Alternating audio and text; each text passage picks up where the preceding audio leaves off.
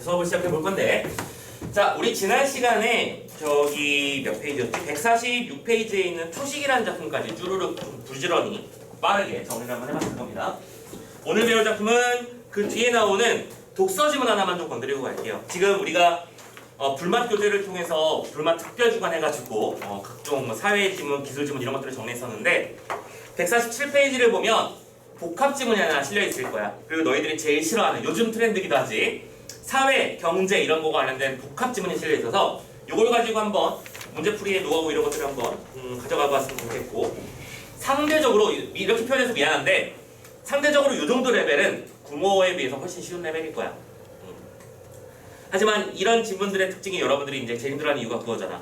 자료의 양이 많고 연관관계가 복잡한 경우에는 이거 어떻게 소화해낼 것인가. 오케이?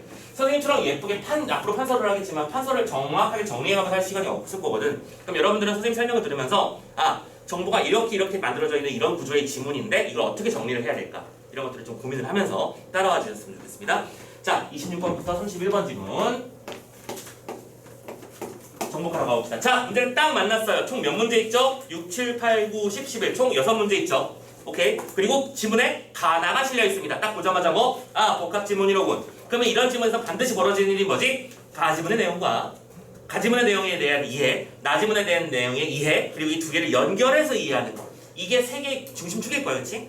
자, 일단은 지문은 잠깐만 두고 뒤에 있는 문제를 먼저 보자. 문제를 먼저 보면서 내가 무슨 일을 해결해야 될지를 한번 정리를 해보자는 거 확인해 볼까요?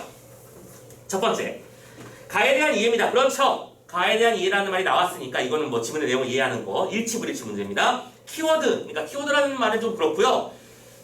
선택지의 앞부분 정도만 읽으면서 주어나 서술어 정도만 읽어보는 거야. 국민소득이 긴축 재정정책은 환율정책은 수입제 관세는 자 소득, 관세, 재정정책 이런 것들이 키워드라는 거 알겠지 벌써? 그치? 이 정도까지 파악하는데 1초면 되는 거야. 이런 단어도 잡아주시고 특히 여기서 재정정책이라는 말과 환율정책이라는 것의 어떤 구분도 해야 된다는 사실까지 보이면 더 좋고요. 그쵸? 자, 가져갑시다. 이런 내용이 담겨있으라는 거 체크. 두 번째, 나의 가부터 다를 이해해보자 라고 되어 있습니다. 빨리 뭔지 보고 와. 이게 단어인지 문단인지 구역인지 봐봐. 가나다를 딱 봤더니 가가 첫 번째 단락, 두 번째, 세 번째 단락에 각각 이 시기의 특징들을 비교하는 거야. 그러면 가나다는 시기 구분이고 이 시기별 어떤 특정한 그 시기의 특징을 비교하는 문제로구나. 그러면 이런 문제가 나와 있다는 걸 아니까 뭐 해야 돼? 문제를 풀 때 이들 간의 공통점과 차이점을 신경 쓰면서 읽어야 되겠지 라는 생각 해주셔야겠죠? 오케이, 좋아요. 그래서 28번 넘어가면 그래서 가와 나를 참고할 때 기억, 니은의 문제 발생 이유를 찾으라고 되어 있고요. 이건 뭐예요? 전형적인 추론 문제입니다. 그쵸? 기억, 니은도 빨리 먼저 보고 올까요? 기억은 어디 갔어? 2번 가단락에 가 문단에 가 지문에 2단락에 있고요. 니은 같은 경우에는 니은 어디니? 왜 안 보여? 선생님도 빨간 줄을 많이 쳐가지고 안 보이네. 니은 어디냐? 나 문단, 나 글에 이 문단에 똑같이 있죠. 자, 그러면 이 기억과 니은이라는 것이 왜 벌어지는지 판단하는 근거들이 어딘가에 배치되어 있을 건데, 그럼 지문을 읽을 때도 기억이라는 결론이라고 표현해볼게. 결론에 이르기까지 어떤 과정을 겪었는지 이런 것들을 생각하면서 읽어야겠다. 그냥 지문에 글자들이 쓰였으니까 와 글자다 하면서 그냥 받아들이는 게 아니라 관계 추론하면서 읽어야 된다는 얘기입니다. 어쨌든 여기까지만 하고 넘어가. 29번 나를 참고해서 그래서 연계된 자유주의에 대해서 설명해보래. 연계된 자유주의 네모가 쳐져 있습니다. 그래서 이 연계된 자유주의라고 하는 단어의 어떤 목록을 3문단에서 찾을 수 있는 거 확인해 주시고요. 그래서 결론을 끌어내라 라는 얘기입니다. 결국 이거는 이해하지 못하면 풀 수 없는 문제겠지? 예상되시죠? 지문 내용 이해하겠고요. 여기까지 정리. 30번 문제. 자, 보기 적용 문제입니다. 그쵸? 추론한 것으로 적절한 것을 이라고 되어 있지만 보기 적용 문제인데요. 이런 문제가 제일 힘들죠. 그죠? 지문의 내용도 두 가지나 있는데 이해를 한 다음에 적용해서 다른 거를 대입해서 넣어봐야 되는 거잖아. 복잡할 테니까 여기서는 이렇게만 해. 한 문단 정도만 읽고 이런 내용을 가지고 뭔가 내용과 비교를 할 거야 라는 것만 생각해놓고 지금은 잊어. 한 문단 읽어볼게. 불가능성 정리에 따르면 소규모 개방경제에서 독자 통화정책과 환율안정. 잠깐만, 통화정책, 이 정책이라는 단어 또 보인다, 그죠? 정책이 보였고 환율안정 그리고 자유로운 자본이동의 세 가지 목표는 동시에 달성될 수 없다 까지만 읽고 넘어가. 그래요? 여기서는 뭔가 동시에 달성될 수 없대. 그 이유가 뭔지를 설명하는 거면 뒤에서 내용과의 관계도를 좀 파악해 두는 게 중요하겠지. 지금은 이해할 수 없으니까 일단 그런 게 있구나까지만 챙기고 넘어가죠. 31번은 그렇죠. 어휘 문제인데 좀 독특한 형태의 어휘 문제죠. 어휘는 어휘인데 그 어휘를 풀어서 해설까지 해봐라 라고 하는 내용인데 이런 지문은 선생님이 이런 말씀 드렸죠. 지문이 읽기 쉬우면 지문과 동시에 해결하고요. 지문이 읽기 어렵다면 나중에 따로 정리를 하시고 이런 식으로 각각의 남은 시간에 대입해서 풀어보시길 바란다라고 말씀드렸습니다. 오케이? 자, 좋아요. 자, 그럼 여기까지 대략 한 20초 걸렸다고 치자고. 그럼 눈으로 보면서 내가 정리된 내용은 가지문에서는 어떤 경제 정책 간의 차이점 이런 걸 설명한 내용일 거고 나지문 같은 경우에는 특정한 시기별 체제에 대한 특징을 비교하는 문제. 그래서 이 두 개를 종합적으로 묶어서 유연하게 사고해보라는 문제 나와 있구나 예상했죠. 그리고 이 단순한 작업 하나가 굉장히 많은 자신감을 부여한다고 말씀을 드렸습니다. 무턱대고 얻어맞는 것보다는 쟤는 오른쪽 제압을 잘 날리는 편이지라고 하고 준비하고 복싱 상대를 하는 게 훨씬 더 편하지 않을까? 그렇지? 미리 준비를 한번 해봤습니다. 자, 그러면 이제 가달럭부터 한번 읽어보자고요. 무슨 얘기 나와 있는지 가봅시다. 자, 첫 번째 단락. 참고로 여기서 지문의 내용들을 보면 총 6단락이 실려있는 게 보일 겁니다. 가지문의 3단락하고 나지문의 3단락하고요. 이 단락간의 관계도 원래 중요한 편이죠. 자, 외국과의 무역 및 자본 이동이 자유로운 개방경제에서는 자, 일단 조건은 이거야. 개방경제여야 돼. 폐쇄경제에서는 이뤄질 수 없는 거고 뭐 북한이나 뭐 이런 데서는 안 된다는 얘기겠지. 고용 성장과 같은 대내 거시 경제 변수뿐만이 아니라 잠깐만 지금 뭔가 예를 들었지? 대내 그 다음에 거시 경제 변수 그리고 여기에 속하는 게 뭐라고? 고용이나 성장 같은 거예요. 좀 정리하고 있습니다. 속하고 있는 녀석들을 분류해내고 있죠. 그리고 뿐만이 아니라 그럼 플러스다. 그쵸? 경상수지와 같은 대외 거시경제 변수. 대외 거시경제 변수. 이거는 뭐에 속해? 경상수지. 경상수지. 참고로 여기서 기본적으로 여러분들 지금 봐봐. 경상수지라는 단어를 봤는데 이게 뭐지 싶으면 지금 이거 사회과목이 빵꾸 나 있는 겁니다. 경상수지라는 것은 무역을 통해서 이득을 얻고 손해를 본 것을 어떤 수치화한 것을 말하는 건 알고 있죠? 이 정도의 기본 레벨은 단어는 있어야 돼. 아무튼 경상수지와 같은 대외 변수까지 이런 것들 모두가 정부의 경제정책에서 중요한 변수야. 자, 정부에서 경제정책을 펼칠 건데 그러니까 이 글의 내용은 이거지. 정부의 경제정책은 무엇인가? 바로 대외 변수와 내내 변수를 컨트롤하는 거. 됐어? 그런데 이때 경상수지란 자, 그러니까 당연히 이 단어가 중요하니까 따로 설명을 해놓기 시작했죠. 정의합니다. 한 국가가 이거를 A라고 하자. A가 정의였어. 한 국가가 상품과 서비스를 수출해서 벌어들인 외화와 그리고 외국의 상품과 서비스를 수입하기 위해 지급한 외화의 차이야. 즉 수출 마이너스 수입 됐지? 이걸 말하는 것이다라고 설명한 겁니다. 말하며 지급한 외화보다 벌어들인 외화가 많은 경우는 흑자. 이 정도는 알고 있어야 된다니까. 굳이 안 써도 됐으면 좋겠어. 그치? 흑자는 벌어들인 게 많은 거야. 그리고 반대말이 뭐다? 이 정도 모르면 안 되잖아. 그치? 적자죠. 그래서 적은 경우는 경상수지 적자라고 불러. 자, 개방경제에서의 되는 균형은 자, 대내였어. 지금 이거 기본적인 전제는 개방경제라는 거야.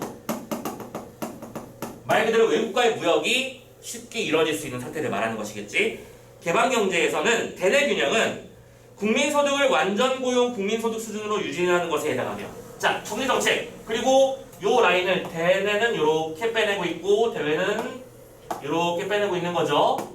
대내의 경우에는 완전고용 국민소득 완전고용 국민소득 수준까지 끌어올리는 걸 말하고 수준을 유지하는 걸 말하고 대외 균형은 수출에서 수입을 뺀 순수출 0으로 유지하는 것, 즉 경상수지의 균형을 유지하는 것. 요거를 근본적인 목표로 해요. 오케이? 상식적으로 여러분들 여기서 상식을 집어넣으면 안 되는 게 선생님 돈을 버는 게 좋은 거잖아요. 흑자가 좋은 거 아닌가요? 아니다. 국가의 경제 정책은 기본적으로 균형을 맞추려고 하는 것이 포인트다. 완전한 고용을 이루도록 하는 게 포인트다. 됐죠? 누구나 벌고 누구나 쓰고 하는 것들. 자, 이게 국가 레벨에 대해서의 경제 정책을 설명한 거야. 자, 그러면 여기까지 첫 번째 단락의 주요 특징이 나왔죠. 첫 번째 단락에서 하는 일은 항상 뭐예요? 지금부터 할 얘기가 뭐고, 이때 사용될 단어들은 무엇이며 이런 것들을 정리하잖아. 그죠? 자, 두 번째 단락부터 핵심 얘기가 나오겠죠? 아무도 비디오가 두 번째 단락이 핵심일 것 같아. 자, 정부의 거시경제 정책 목표가 대내외 균형을 동시에 달성하는 것이라고 하자. 자, 거시경제에서 대내외의 균형 발전을 목표라고 하자. 자, 전제 조건 걸렸어요. 그러면 전제 조건 하에서 실행되는 경제 정책에 대해서 지금부터 설명하겠지? 그러면 내용이 예측돼야죠. 여기까지 그냥 따라오면서 그렇구나 하고 읽는 게 아니라, 지금부터 설명할 내용은 첫 번째, 완전 고용이라고 하는 걸 만들기 위해서 무슨 일을 해야 될까? 두 번째, 경상수지를 맞추기 위해서 뭘 해야 될까? 이런 디테일 내용이 나오겠지. 자, 이때 정부 지출을 증가시키는 확장적 재정 정책은, 자, 또 나왔어. 확장적 재정 정책. 이런 특징은 뭐라고요? 국민소득을 증가시키는 거야. 오케이? 이 녀석은 국민소득을 증가시키는 동시에 순수출을 감소시키는 효과도 벌어집니다. 자, 이 녀석은, 자, 이거 빨간색으로 써볼게요. 자, 순수출을 감소한다. 순수출은 감소해. 지금 봐봐. 보자마자 느낌이 쎄하기 시작해야 되지. 국민소득과 순수출은 서로 반비례 관계구나. 그렇죠? 이런 게 보이기 시작해야 돼. 그런데 이렇게 확장적 재정 정책으로 인해서 정부 지출의 증가로 국민소득이 증가하고, 잠깐만, 지금 이제부터 그냥 이게 한마디로 쓸게요. 계속해서 이퀄라인이 될 거야. 선생님이 좋아하는 이퀄라인, 그치? 뭐지? A 하게 되면 B 하게 되고, B 하게 되는 경우 C 하게 되며, C 하게 되었으므로 D 하게 되지. 이런 식의 내용이 나왔을 때 얘가 올라가면 얘가 내려가고, 얘가 내려가면 당시 얘도 올라간다. 이런 식으로 끌고 와서 결국엔 A와 D는 비례관계다. 그치? B와 D는 반비례 관계다 라는 것들을 문제로 만드는 게 요즘 트렌드 아니야. 지금 그게 보이기 시작했어요. 이거는 100% 확률로 선택지 나왔을 거야. 그치? 이런 거 예측하는 게 좋아. 자, 국민소득과 순수출의 반비례 관계를 먼저 설명했고요. 계속 이어가보자. 그럼 이때는 이건 뭐예요? 정부 지출은 증가하는 거야. 그치? 그리고 물가가 상승하고요. 또 거래 규모가 커지면 교환의 매개 기능을 하는 화폐에 대한 수요가 증가해. 화폐 수요도 증가해. 다 증가하는 것들이니까 쭉쭉 갈게. 자, 화폐 수요가 늘어나면 국내 이자율은 상승하고, 국내 이자율은 다 상승이야. 상승하고 외국 자본의 유입이 되어서 환율이 하락합니다. 근데 환율은 요런 거 잘 봐야 돼. 그쵸? 얘는 반대 라인이야. 그치? 나머지 다 똑같은 라인이니까 그냥 쓰고 있어. 물론 순수출도 줄어드는 거야. 그러면서 국내 화폐 가치가 평가 절상되고, 더 국내 화폐 가치가 평가 절상 위로 올라간다는 뜻이겠지? 가치가 높아지고 수출이 감소하고, 이거 당연한 거 아니야? 당연히 수입이 증가하지. 그럼 여기다 쓸게. 그냥 수입도 증가하겠지. 자, 이런 걸 읽으면서 수입, 수요, 가치, 이자율, 지출 이런 것들이 다 늘어나는 와중에 줄어들고 있는 건지를 뭔지를 잘 보는 게 센스 아닐까?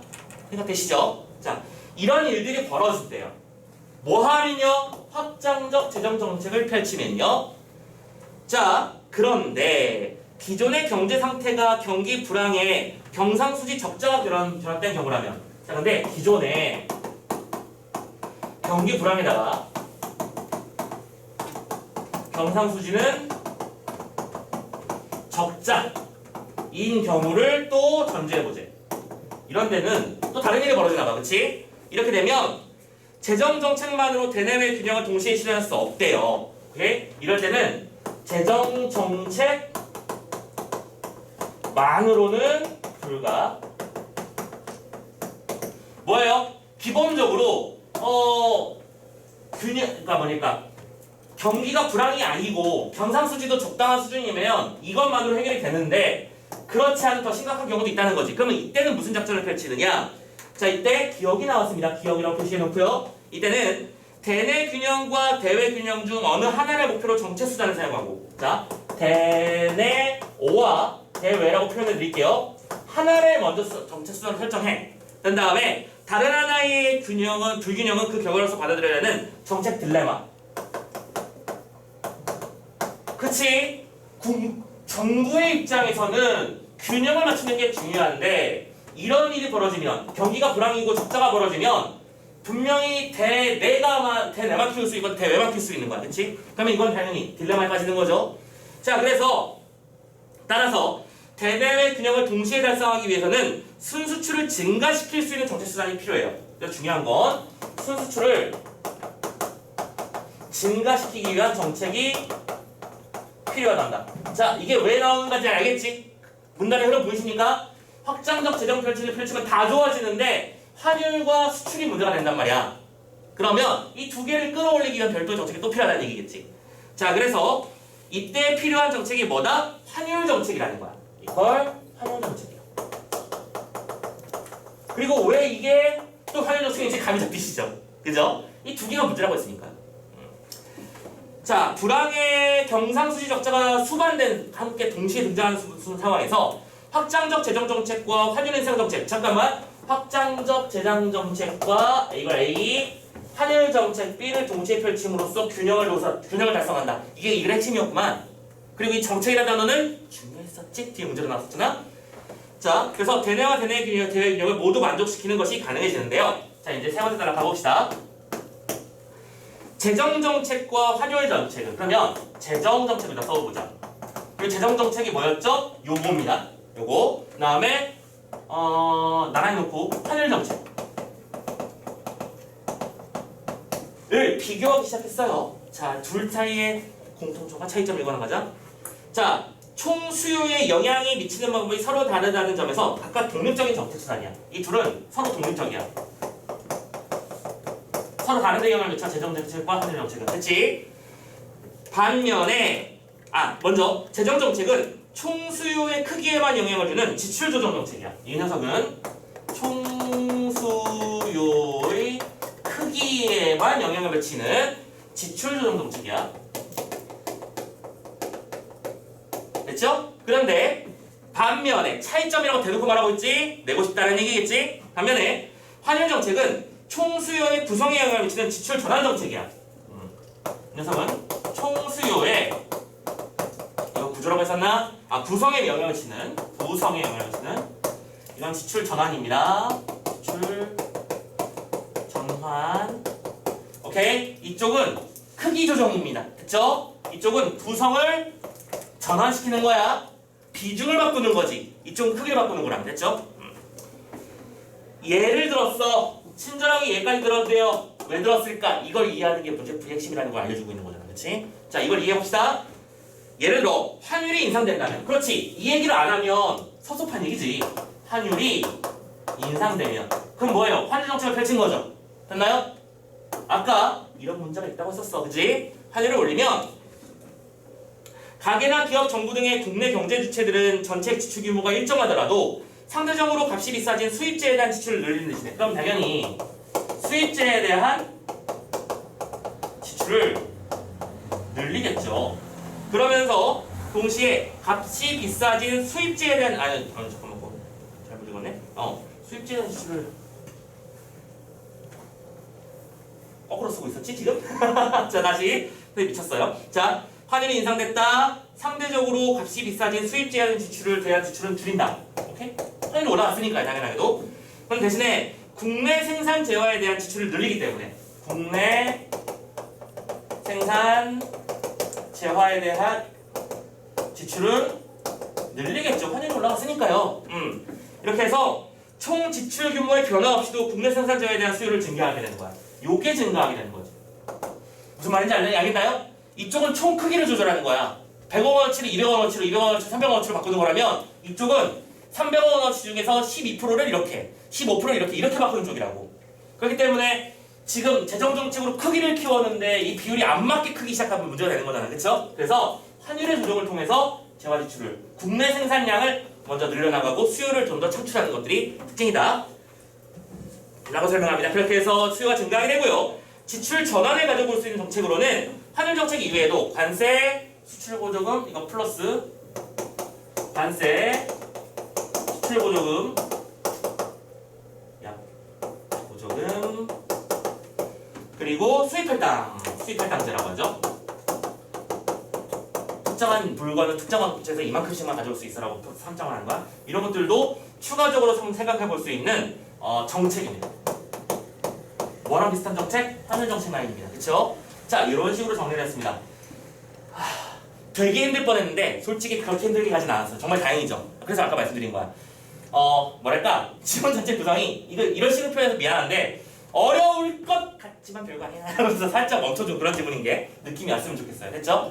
자, 이 문제에서 전체적인 구성에서 가지문에서 시험 문제 출제될 요소는 지문만 보고도 나왔으면 좋겠어요.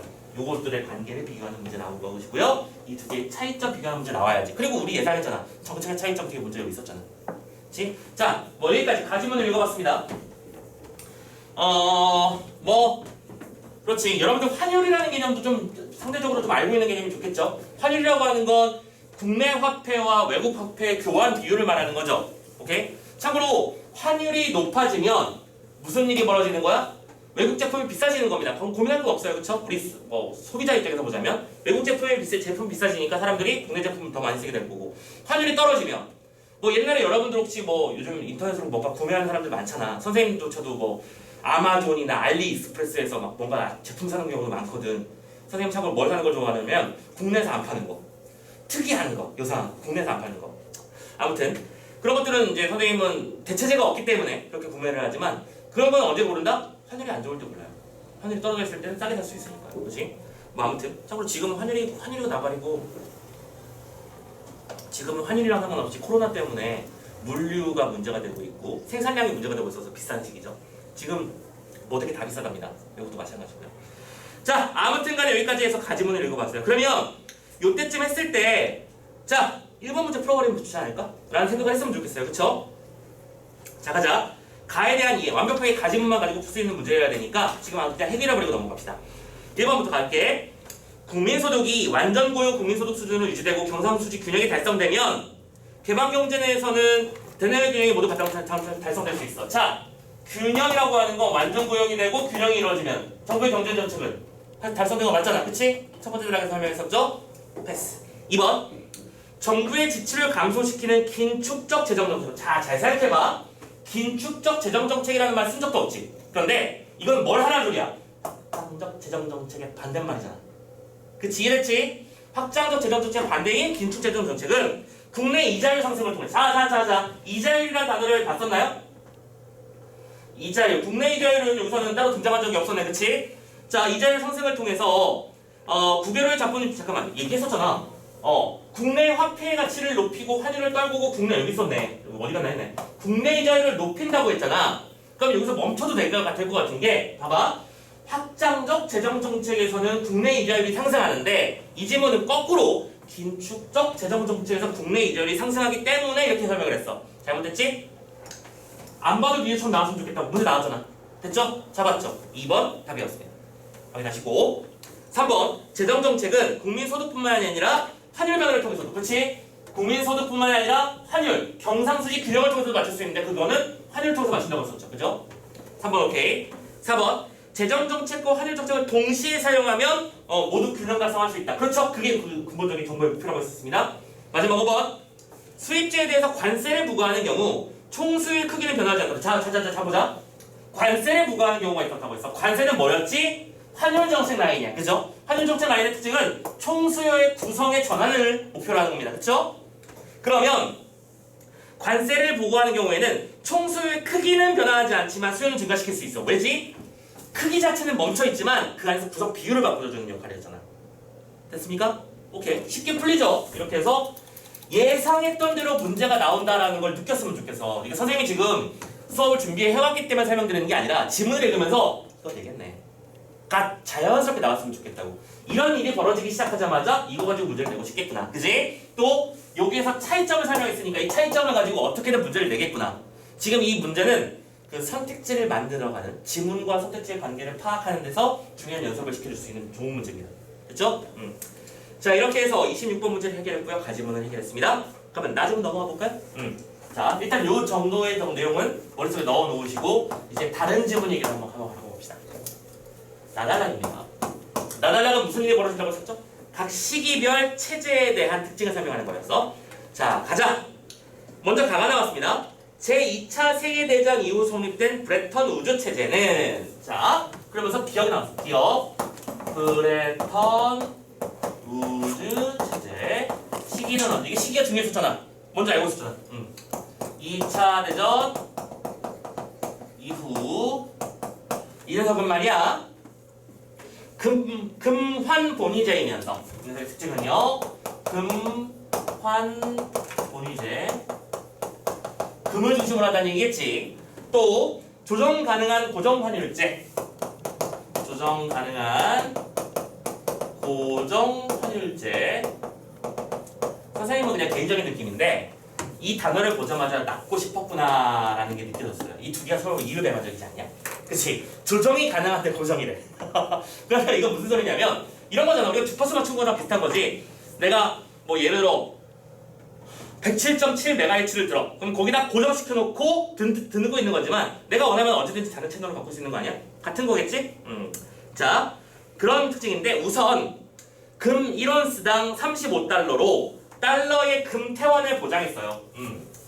여기서 이 녀석은 무슨 뜻이냐고? 달러와 금의 교환 비율을 고정했다는 얘기네.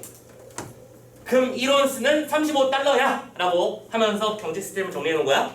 그리고 이를 통해서 나다 1, 2차 세계대전 사이의 변동환율제.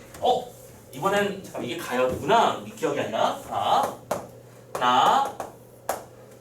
쪽으로 나 시기는 무슨 시기라고 했었냐면 변동환율제의 시기입니다. 변동환율제. 이건 언제 있었던 거야? 1, 2차 대전 그 사이에 있었던 거야. 그래서 이 녀석의 궁극적인 목표는 뭐냐면 이 녀석의 사이에서 변동환율제가 벌어지니까 문제가 있었나 봐. 그 문제를 막으려고 했던 거야. 경쟁적 잠깐 이거다 쓰자. 그럼 이 녀석은 무슨 일이 벌어졌죠? 경쟁적 평가절하. 그럼 당연히 경쟁적 평가절하가 무슨 말인지도 설명을 해야 되겠죠. 그리고 이럴 동안 국제 통화 질서의 불안정도 막으려고 했어요. 통화 질서의 불안정.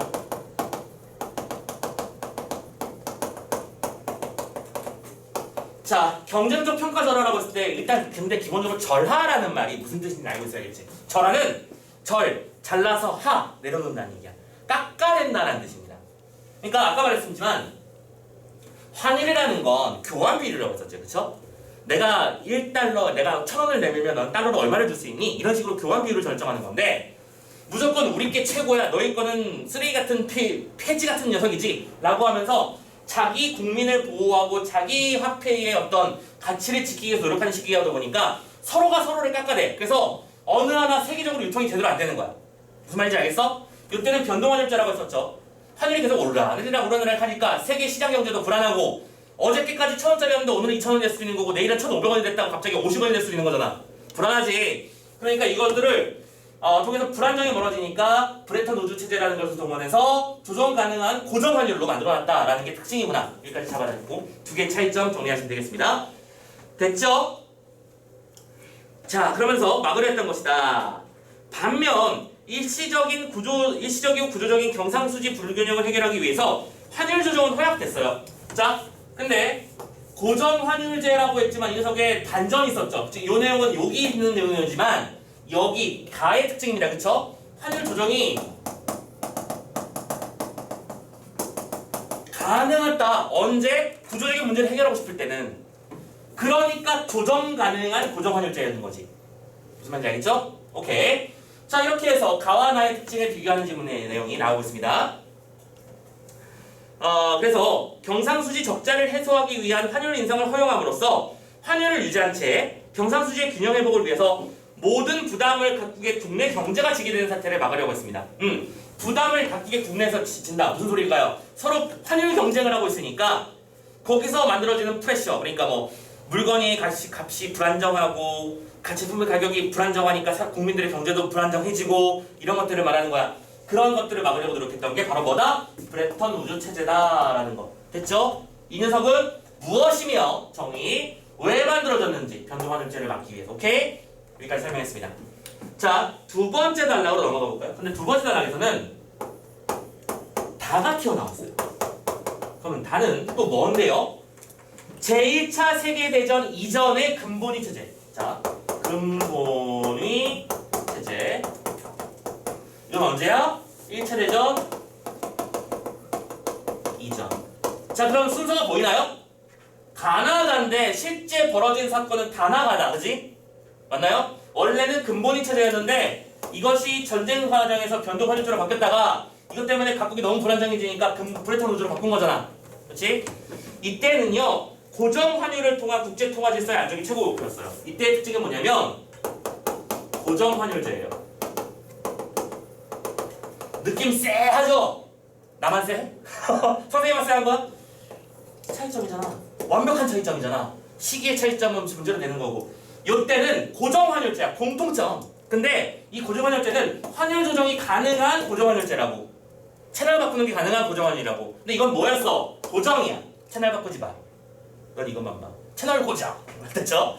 오케이. 다지문의 특성 벌써 나왔고요. 그래서 경상수지 불균형은 전적으로 국내 가격의 변동으로 해결했어요. 자, 환율은 고정돼 있으니까 경상수지는 경상지가 아니고 경상수지는 국내에서 해결을 했단 말이야. 그래서 이 지문이 왜 서로 연결된지 알겠지? 원래 거시경제는 완전 고용을 통한 국민소득. 이건 뭐야? 국내적인, 대내적인 거잖아. 그치? 그리고 대외적인 환율 정책에 관련된 수지 균형을 통해서 만들어낸 게 특징이었고, 그런데 과거에는 환율이 고정돼 있잖아. 어떻게 할 수가 없다고. 그러니까 재정 정책으로만 해결했다. 이 얘기를 하고 있는 거네요. 이 두 개의 연결점을 설명해 주고 있는 거야. 그러다 보니까 근본위제 하에서는 국제 통화 질서의 안정은 보장됐지만 국내 통화 정책의 자율성은 존재하지 않았어. 자, 그러니까 국제는 안정성이 있었지만 반대로 국내는 자율성, 조절성 뭐였지? 안정성이 있지만 자율성은 존재하지 않았다. X라고 써버릴게요. 오케이? 국제적으로 안정성이 높아졌지만 국내에선 자율성은 없었다. 그래서 그러다 보니까 국제가 전체적으로 흔들릴 때마다 같이 휘청거리는 거겠죠. 자, 가봅시다. 경상수지 적자국의 경우 전제 걸었습니다. 경상수지 적자국입니다.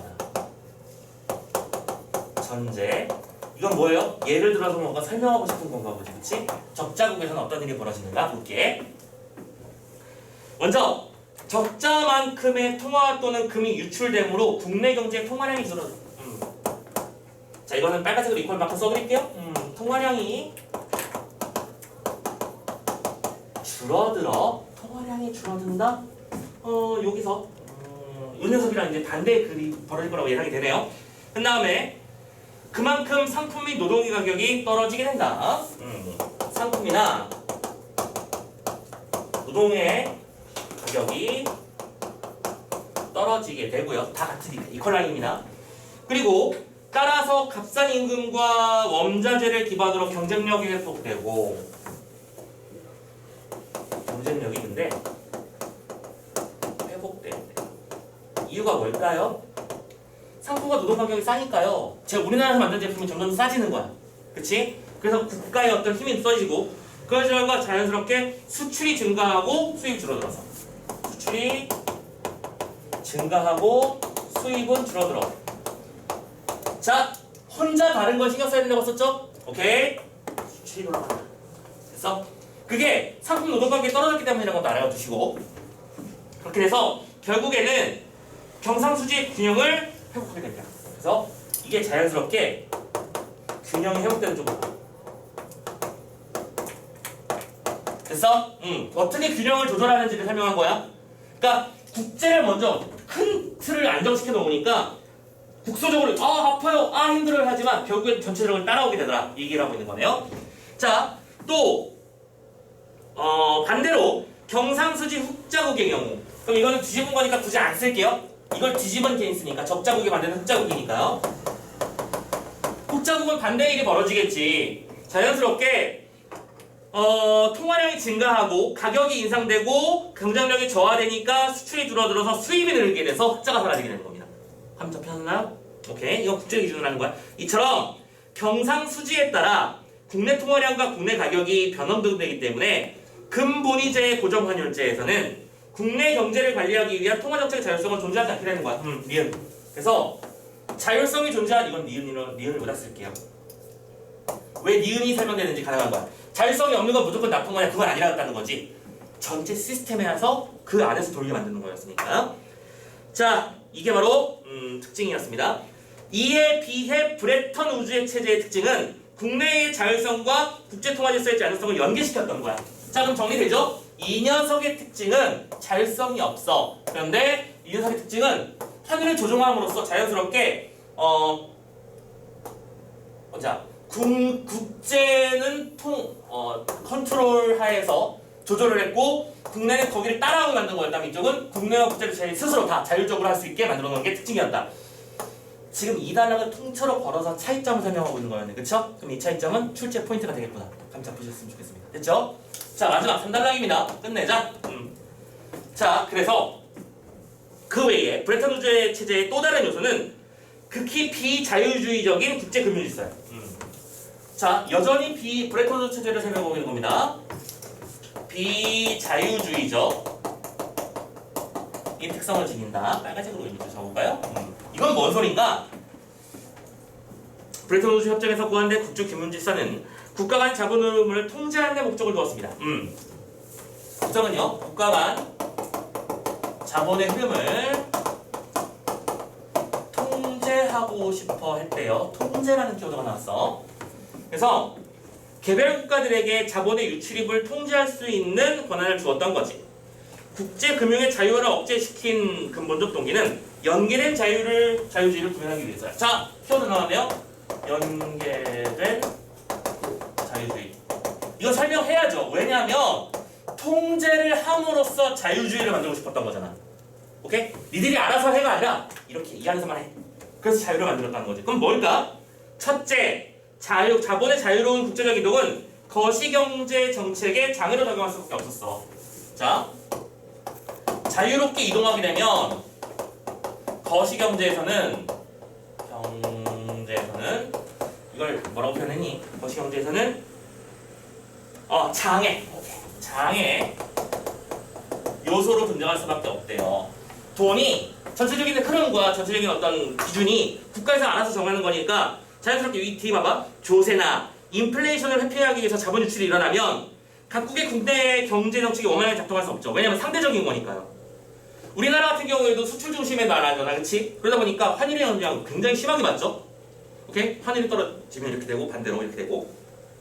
그래서 이런 것들을 어느 정도 컨트롤하기 위한 강력한 자본 통제가 필요했던 겁니다. 라고 설명했고요. 둘째, 자본의 자유로운 이동하에서는 국제통화질서의 안정과 이를 기반으로 한 자유무역 질서가 위협을 받습니다.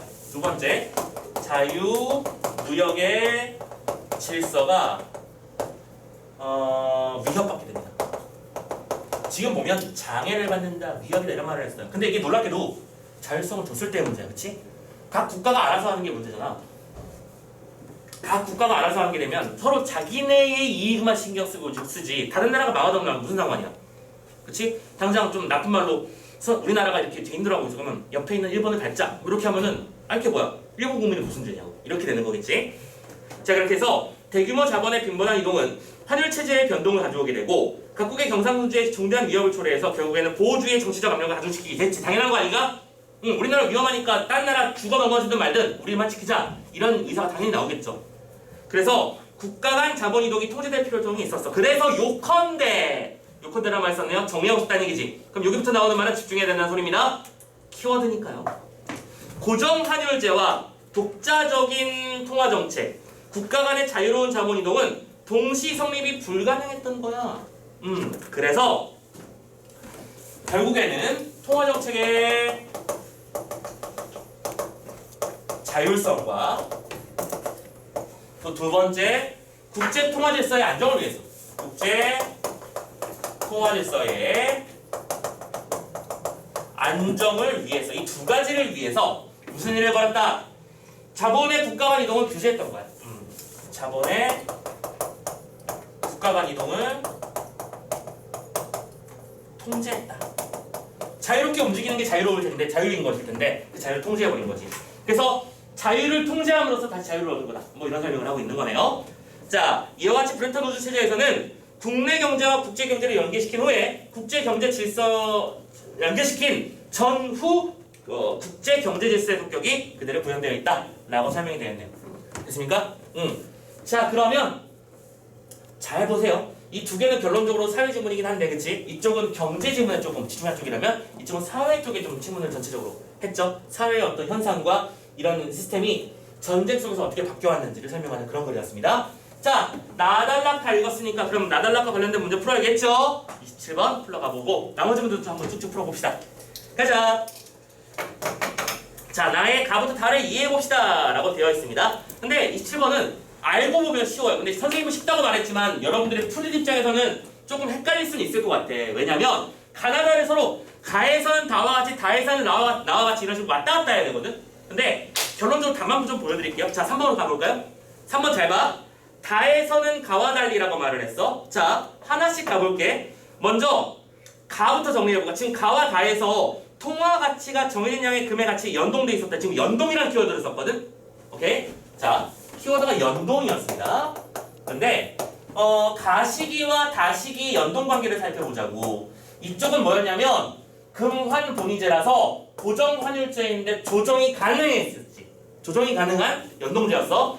자, 다시 까는 달러와에 고정돼 있습니다. 됐죠? 그런데 그 녀석이 금의 가치에 연동돼 있다고 설명했었습니다. 됐죠? 연동돼 있었어요. 그런데 다는 어떻습니까?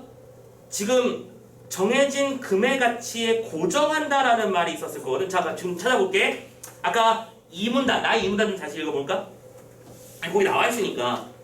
여기 보면 어디 갔어? 잠깐만, 단어가 안 보인다. 나의 이문단에서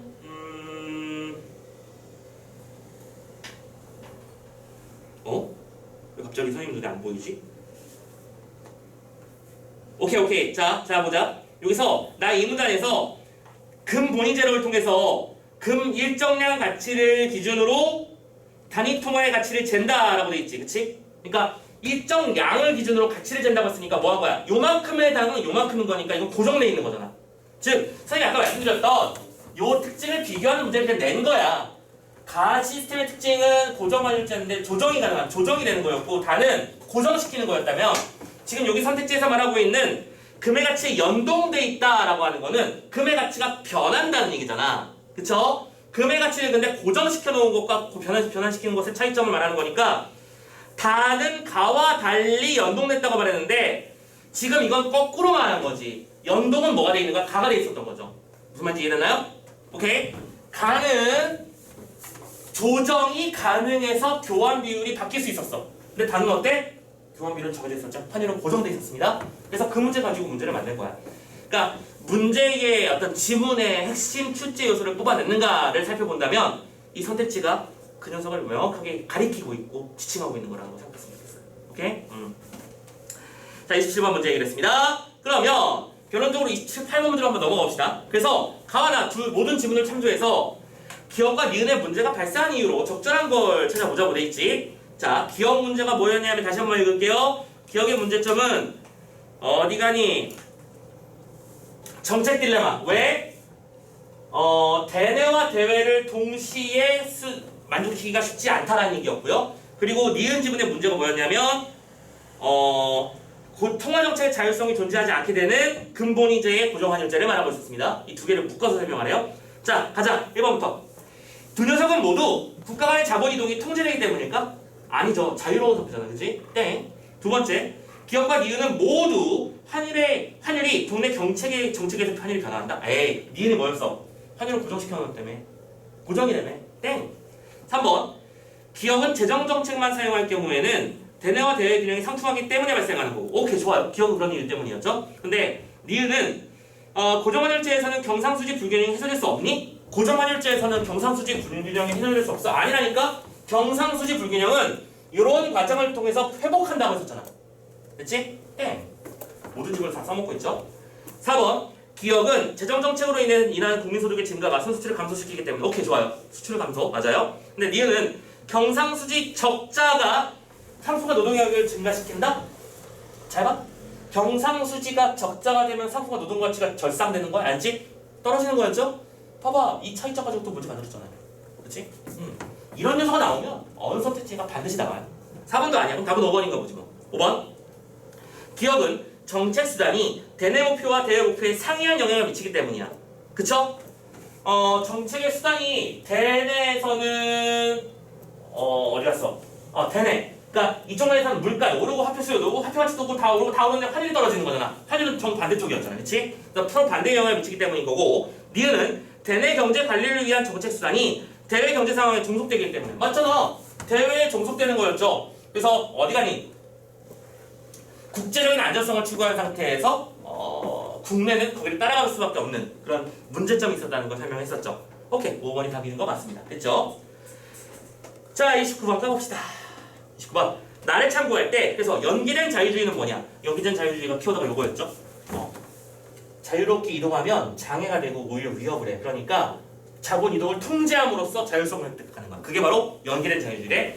답으로 갈까요? 4번입니다. 거시경제정책적 자율성을 보장하기 위해서 상품과 자본 유출에 대한 개별 국가의 통제 권한을 강화했어. 개별 국가가 통제할 수 있어. 이걸 아니지. 개별 국가가 그런 것들을 통제할 수 없도록 아예 전체 시스템 차원에서 막아버리는 거잖아. 니들 마음대로 하지 마. 오케이? 요거니까 너무 쉽게 답이 4번으로 나왔으면 좋겠어.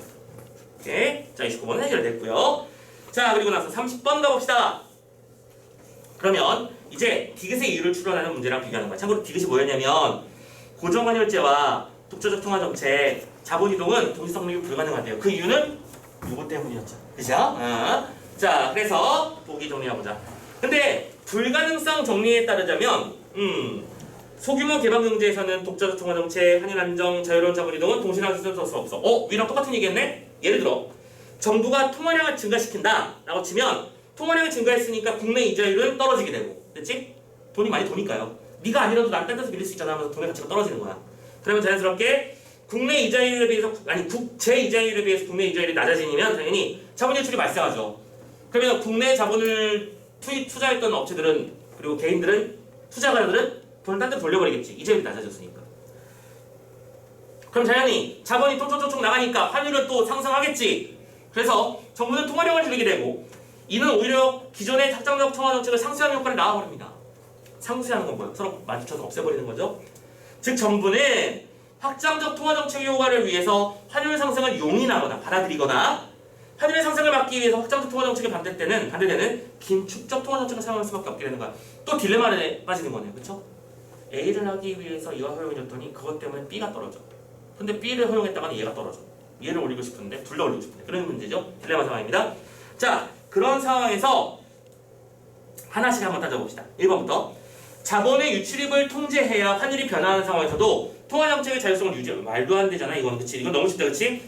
환율이 고정되면 어쨌든 뭐랄까 자본이동이랑 정책 자율성 중에서 둘 중에 하나만 성립이 가능한 거였잖아. 그치? 땡. 2번 국가가 자본이동을 전제한 상태에서는 통화정책의 자율성과 안정적인 환율 운용을 모두 포기하는 게 아니라 둘 중에 하나를 포기해야 된다니까? 아니라니까. 쉽네. 3번 개방경제에서는 통화정책으로 인한 국내 이자율의 변화 효과가 자본 유출입에 따른 환율 변화에 의해서 상쇄되는 것이다. 아니죠. 환율 변화를 막으려고 하다 보니까 통화량이 다시 변해서 문제가 되는 거였지. 무슨 말인지 알겠나? A를 막기 위해서 B가 올라감으로써 C가 문제가 되는 거였지. 지금 얘는 A랑 B만 문제를 삼고 있는 거잖아. 다시 한번. 자, 통화정책을 했어요. 국내 이자율의 변화 효과가 이 녀석이 자본 유출입에 따른 환율 변화에 의해서 생긴다. 국내 이자율과 환율 변화가 서로 상쇄가 되는 관계였어? 아니지. 얘가 중간 단계를 거쳐서 얘로 이어지는 거였잖아. 세 녀석의 관계는 약간 트라이앵글이잖아. A, B, C의 관계라고. 지금 A와 B의 관계를 얘기해야 되는데 A와 C의 관계를 얘기하고 있는 거라고. 그렇죠? 땡. 4번. 고정 환율제 하에서 자본의 유출입이 자유롭다면 통화정책은 고정 환율을 유지하기 위한 기능만 수행하게 되기 때문이다. 아, 말 어렵겠다. 그치? 자, 볼게요. 그러니까 고정 환율제에서는 만약에 자본 유출입이 자유롭다라고 한다면 통화정책은 그냥 유지만 하고 있는 거잖아. 아무런 변동이 없는 거네요. 그러니까 결론적으로는 자율성이 없는 거랑 똑같은 거다. 아무 기능을 못하니까요. 지금 이 안에 숨어있는 정보를 찾는 문제였구나. 정답은 4번. 자, 보시면 되겠고요. 자, 마지막 5번. 통화정책이 유발한 환율 변동을 억제하기 위해서 정부가 외환시장에 개입하는 경우 국내 이자의 변동성이 더 커지는 게 아니라 이자율도 회복되겠지. 이건 쉽네. 이렇게 해서 정답 4번 잡으시면 되는 겁니다. 자, 어쨌든 추론하는 형태의 문제인데 이런 문제들의 특징은 뭐냐면 복합적이고 종합적인 사고를 요한다. 단순히 A와 B는 서로 비례하는 관계다. 그런 식으로 문제를 풀 수 있는 게 아니었던 거지. A가 B를 유도해서 B로 인해서 C가 문제가 되는 거다 라고 설명하는 건데 지금 이 녀석은 A가 C랑 서로 상쇄관계야 라고 설명하고 있는 거니까 연동이 자유롭지 못하다 라고 설명하면 되겠고요. 자, 마지막 31번은 그냥 간단한 문제라서 답만 체크하고 넘어가겠습니다. 아까 D가 있었잖아. D를 잠깐만 확인할게. D가 뭐였냐면 곧 변동 환율제에서 벌어졌던 나의 첫 번째 단락이야. 환율제에서 벌어졌던 각국의 경쟁적 평가절하. 오케이? 경쟁적 평가절하라고 하는 건 경상수지를 계산하기 위해서. 경상수지는 그들이 흑자리 덩어리를 보려고 하는 거야. 그치? 그래서 아니지. 균형을 맞추려고 하는 거야. 그래서 각국의 환율을 인하하는 경쟁이 있었다? 아니죠. 아까 말했잖아. 환율을 평가절하한다는 얘기는 우리의 환율 가치가 높고 너희들은 쓰레기야라고 말하는 거잖아. 쉽게 말해서. 그러면 이거는 환율을 인하하는 게 아니라 환율을 인상하는 거지. 완전 반대로 설명하고 있는 거네요. 다시. 환율을 인상한다는 얘기는 우리 물건, 우리 돈의 가치를 높이는 일이라고. 오케이? 우리 돈의 가치를 높이면서 상대방의 얘는 가만히 있어도 쓰니까 얘는 떨어진 거랑 똑같은 효과잖아. 딱 그 얘기를 하는 겁니다. 평가절하라는 건 그런 걸 얘기하는 거죠. 그럼으로써 상대방의 통화가 무력화되기를 바라는 게 바로 경쟁적 관계였던 거죠. 근데 이거는 인하 경쟁이 아니라 그러니까 인상 경쟁이다 라고 말하는 게 맞겠고요. 아, 힘들어. 자, 여기까지 해서 독서 지문을 한번 가나 지문, 복합 지문 한번 살펴봤습니다. 진짜 예쁜 복합 지문 세트는 여러분들 작년하고 재작년에 출제됐던 수능과 모평 기출에서 제일 중요한 문제들이 나왔다고 얘기했었죠? 아, 정확하게는 작년 문제라고 보는 게 맞겠지. 강하나의 복합 지문 구성 자체가 작년에 처음 나왔으니까요. 그래서 여러분들 불만해서 그 지문들을 보면서 이 녀석이랑 연계해서 기억을 해놓으시는데 이 녀석이 거의 연습 수준에 불과합니다. 선생님도 약간 뭐랄까 좀 얘는 좀 쉬운 편이야 라고 말하고 싶은 게 그 지난번에 나왔던 지문의 구성이 정말로 복잡했고 서로 어떤 긴밀한 연결관계를 잘 판단해야 되는 문제들이 잘 나왔기 때문에 꼭 지금 여러분들 모평 보기 전에 기출 문제 한번 점검만 해보세요. 아, 이 문제의 지문 구성은 이런 식이고 그러니까 이걸 내용을 외우라는 건 1도 아닌 건 알지? 문제가 왜 이런 식으로 출제되는가를 한 번씩 잘 살펴보시는 게 제일 중요한 일일 것 같습니다. 오케이? 자, 여기까지 한번 의도적으로 한번 연습을 해봤고요. 자, 힘들었죠? 선생님도 힘드네요. 자, 잠깐 숨 좀 돌리고 나서 뒤쪽에 이제 나머지 문학 챕터 시작해서 2챕터로 넘어가도록 하겠습니다. 자, 숨 좀 돌리고 갈게요.